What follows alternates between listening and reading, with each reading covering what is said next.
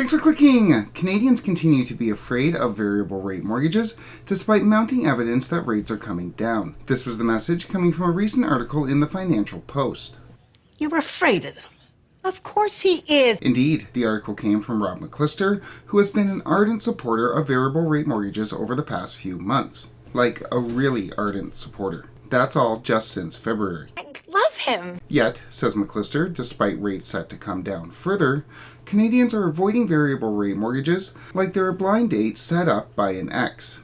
Which, as we'll see, is probably a fairly apt analogy, as Canadians are avoiding advice from an industry that at one time went all in on that recommendation. Bad advice from an ex. But, given the abounding rate cut predictions amid a weakening economy, I think it's worth taking a look as to whether or not variable rate mortgages, finally, 4 years later, are actually worth considering. So what I want to do today is go over McLister's article on why Canadians are not choosing variable rates, discuss some alternative explanations, take a look at the choice between variable and fixed in a declining rate environment, and then discuss some implications. A third rate cut coming from the Bank of Canada is all but in the bag at next week's interest rate announcement, but we are eagerly awaiting the always entertaining press conference from Governor Macklem, where we'll see if Canada's giants of financial journalism can get the number of rate cut questions above 30, now sitting at 27 for the year. We'll obviously have an update out on the rate announcement and the press conference on this channel. Click like and subscribe if you want to get those updates, but for now, let's get into this article.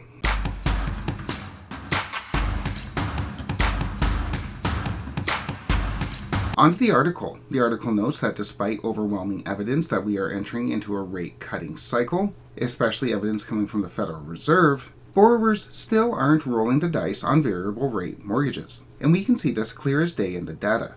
After variable rate usage surpassed that of 5-year fixed during the pandemic, we saw some fits and starts, and then, after June of 2022, variable never really gained any additional traction. And as to why buyers aren't piling into variable rate mortgages amid the bank's rate cuts, McLister cites fear, difficulty qualifying, and sticky payments as the reasons. First and foremost, fear. McLister writes that the financial colonoscopy to which current variable rate holders have been subjected is still all too vivid. A financial colonoscopy.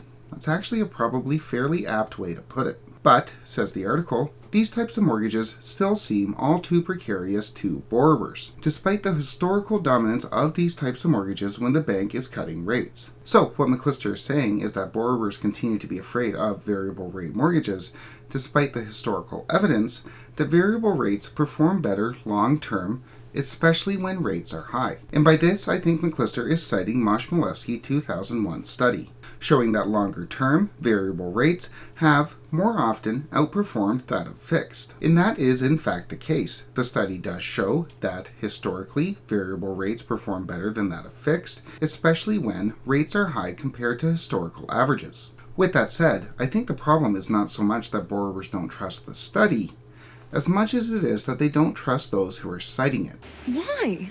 As we've talked about before on this channel, that study has been called the most misconstrued mortgage study and has been used ad nauseum by banks and brokers to push borrowers into variable rate mortgages.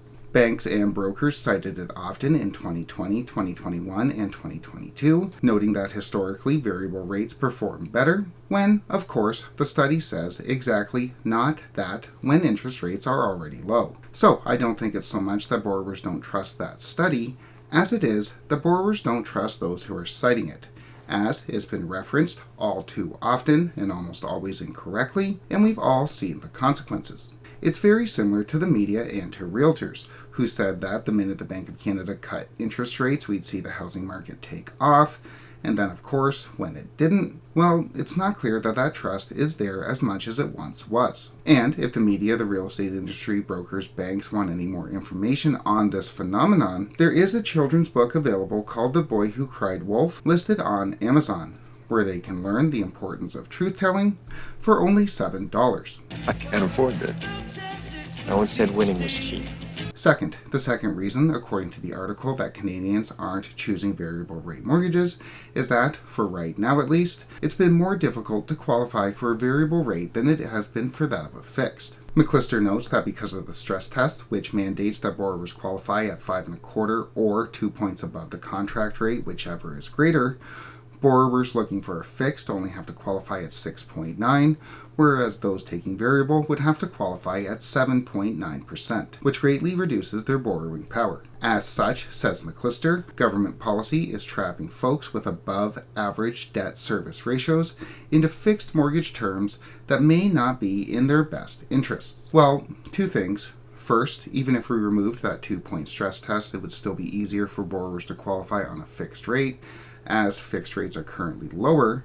So it's not so much the quirks of the Canadian mortgage system or the government that is making it easier to qualify on a fixed rate as it is math. The is that? And second, and hidden in this argument, is a hint of what is causing the fear over variable rate mortgages. The notion that government policy is trapping those with above average debt service ratios into fixed terms. So, is the counterargument then that the government should make it easier for those with high debt levels above average debt to service ratios?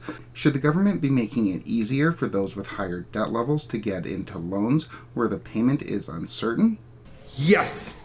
Well, again, according to that 2001 study that so many cite yet so few read, it is important that consumers be aware of the inherent cash flow uncertainty that comes with this strategy and make absolutely sure that their monthly budget can in fact sustain this variability. So, according to that study that so many cite, those with above average debt to service ratios should take a fixed rate mortgage. In fact, the study's author, Moshe Milevsky, during a 2011 interview with Rob McLister, noted that the possibility of job loss, disability, or other macro factors make someone with less equity in financial resources the ideal candidate for a fixed rate mortgage. So, the study's own author says that when there is a high level of uncertainty or a large amount of debt, borrowers should probably take a fixed rate mortgage. He doesn't know anything. And it's this type of advice, take a variable rate mortgage if you're strapped because the payment could be better, that was perpetuated in 2021 by the usual suspects. And it's exactly this kind of advice that I'm sure has borrowers wary about taking advice from the real estate industry. Why? And then finally, McLister says that borrowers don't want the sticky payments that come with a variable rate mortgage, as most mortgages aren't adjustable, meaning the payment does not move with prime. Which I'm sure is partially the case, although there is a lot of adjustable rate options out there, which even McLister alludes to. There's banks, credit unions, monoline lenders, etc., where the payments do adjust with prime. So I'm not exactly sure that that's what's keeping Canadians out of variable rate mortgages, as much as it is this. So, according to the Financial Post article, Canadians have been staying away from variable rate mortgages due to fear, difficulty in qualifying, and sticky payments. What, are you afraid of the big bad casino? Does it scare you? But let's just say that Canadians still trusted the real estate industry and that qualification wasn't an issue. As ridiculous as that argument is it now worth it to gamble on a variable rate mortgage? Well, right now, a decent 5-year fixed insured mortgage rate is sitting at 4.59, and according to McLister, markets are now betting that prime is going to drop to 4.7% by 2026. So, if you took out a decent variable rate mortgage at, say, prime minus 1.2, then you would probably be doing a lot better, sitting at 3.5% by 2026. And if everything stays well post-2026 and we don't see any upward inflationary surprises, then, as McLister says, floating your mortgage could save money. Yet, history tells us that the markets are often, if not more often than not, wrong. Even McLister notes that rates may not drop as much as that which is being predicted by the markets, given the disregard for federal balanced budgets, inflationary deficit spending, risk of housing reinflation, persistently high services inflation, deglobalization, etc. No way, never happened. So, those are definite risks, definite obstacles to the Bank of Canada being able to cut rates by that much by 2026.